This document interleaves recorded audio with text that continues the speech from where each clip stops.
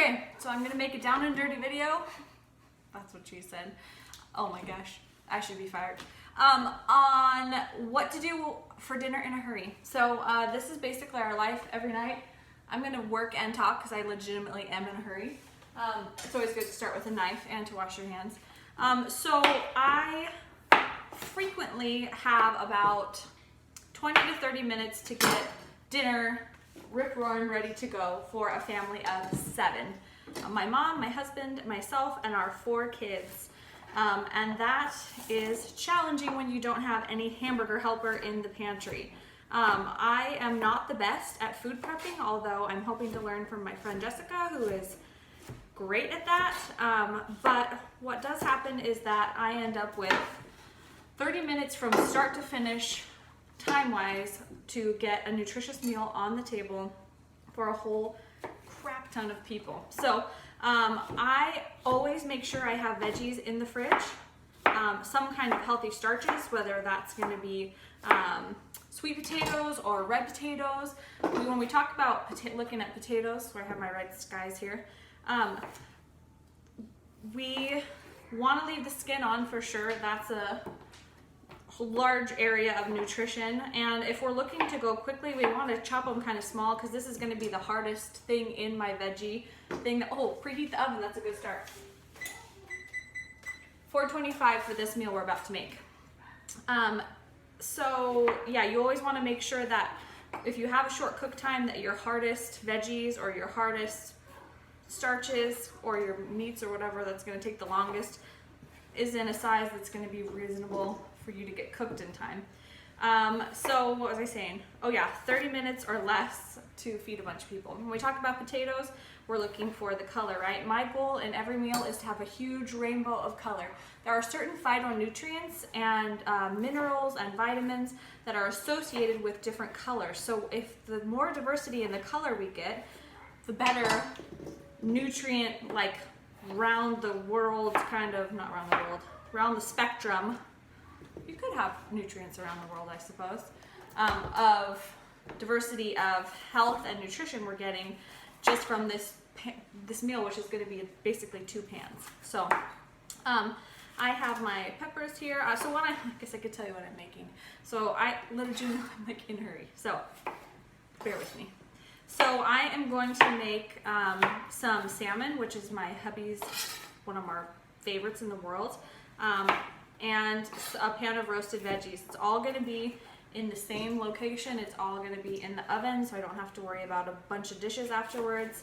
And I'm creating my beautiful veggie medley now. So we're talking about diversity. I'm going to cut these a little bit bigger. So the veggies that are the same texture, I'm going to cut about the same size.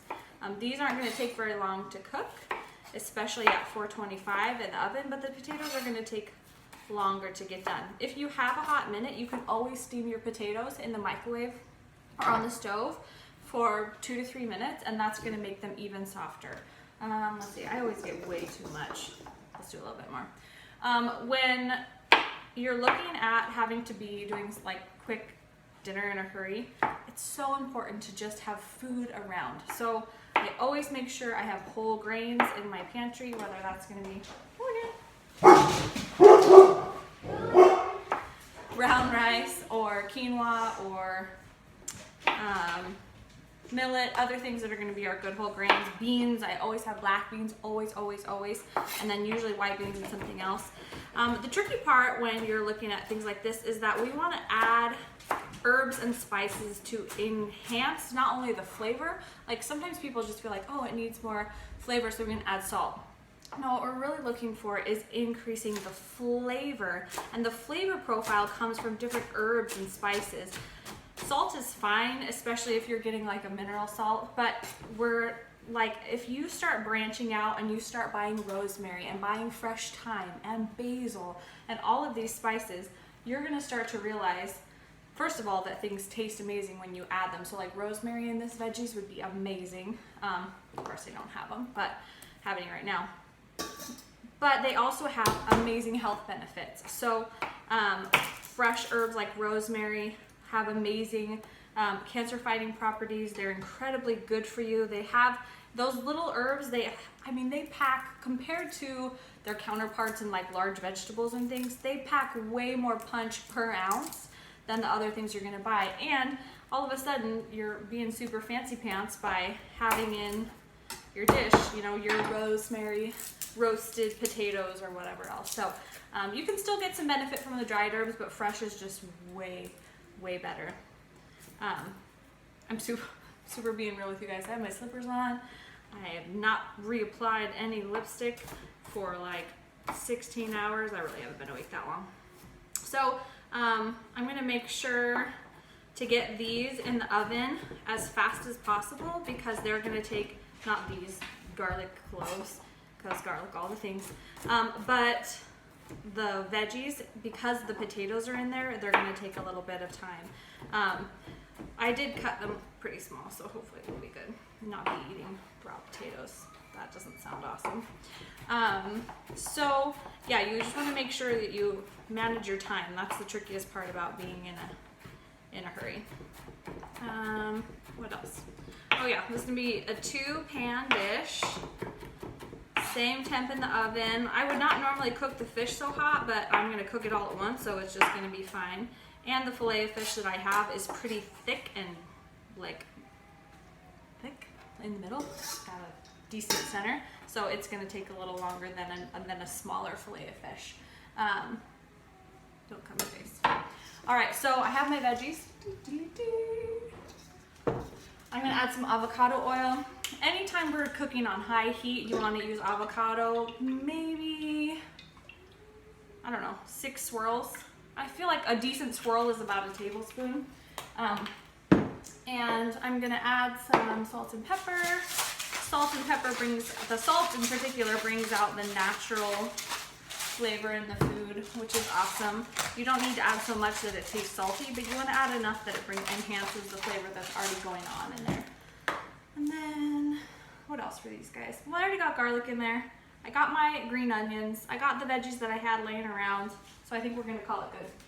So I'm gonna stir these bad boys up and get them on the pan and in the oven while I prep my fish.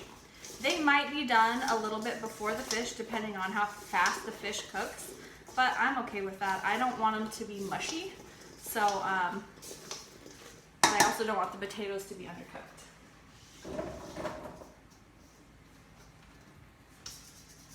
Get all that yummy garlicky goodness that was in the bottom. Try to do like an even layer, right? And we're not cooking in aluminum foil because it does transfer to the food, and there's just a whole host of issues that you get from having aluminum in your body. Oh, you know what's a super fantastic idea? Move the oven back to an appropriate height.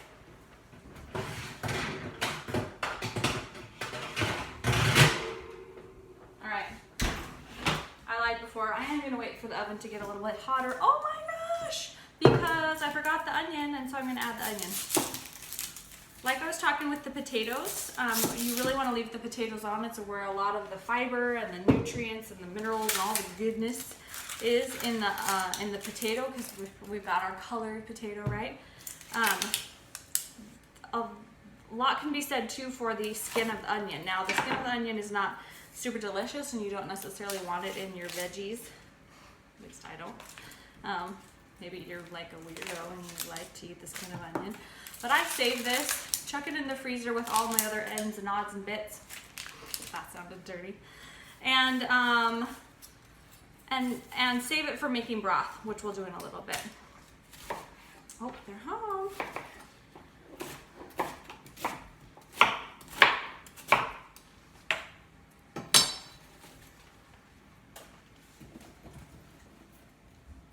Make sure you spread your onion apart or it's going to be grody.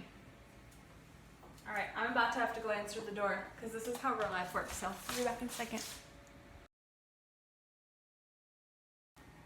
Okay, the chaos continues. The oven was only had a chance to get from 275 to 320 in the time that we were not chatting, you and I.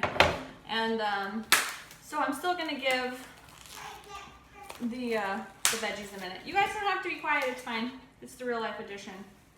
So I got this big old massive piece of salmon from Costco, and of course on the label it says no antibiotics, which is just awesome. That's super great that they didn't feed the fish antibiotics or hormones to make it be that massive.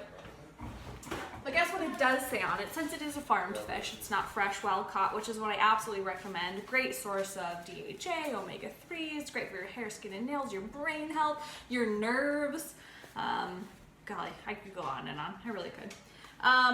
But this guy has been fed colored food so that he becomes pink like this, right? Which is just really not necessary. So really go for, I mean, if I to all the powers that be, I would be okay with eating a not pink fish if it didn't have to have color added. Typically go for the wild caught. You'll notice a flavor difference, massive. You'll notice a texture difference. You'll notice a color difference. It will actually be that dark red, not this kind of salmon pink. Get it?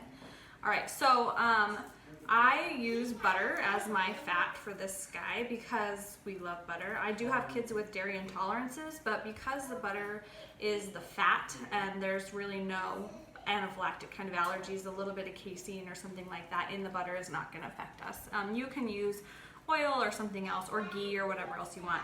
I use grass-fed butter, even though it's more spendy because it's much higher in CLA, and it turns butter from not necessarily a healthful food, depending on your particular concerns, to a much more healthful food. CLA is cardioprotective. It's really important. Ooh, that's beautiful. I'm getting personal with this salmon. All right, so I do use a little bit of salt, but not a lot, just enough to enhance the natural flavor of the salmon itself. Lemon, because you should always have lemons and limes in your kitchen to use as a healthy acid source. Not necessarily do acid, please understand that. We're gonna just give them a little extra doodad there. I love dill on fish. I just think it tastes delicious, but it doesn't take much, just enough to make the kids question if there's something phony on that with green things. And then this is a big one. So with autoimmune thyroiditis on the rise as the #1 or fastest growing autoimmune disease in the US, we really need to increase our intake of iodine. Oh, the kids love this because it's like purple. So I have this 3 triple blend flakes, Dulce something. I'll post a link to Amazon in the comments.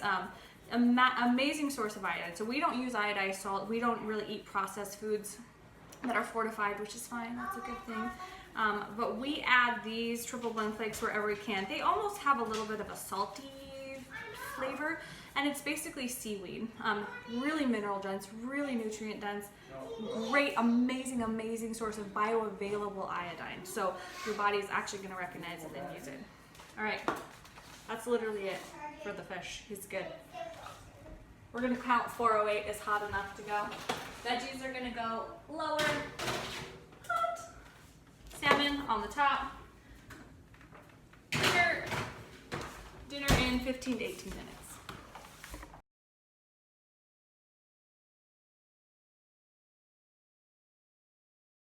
So the veggies took about 16-ish minutes at 425, and they're ready and good to go. The salmon took a little bit longer, about 18 minutes, and you can see by my giant hole here that I always test it to see if it's flaky. You're just looking for it to flake. You don't want it mushy in the middle and then you know it's done. You certainly don't want to overcook a beautiful piece of fish like this, so go for undercooking as opposed to overcooking. And that's dinner in 22.5 minutes.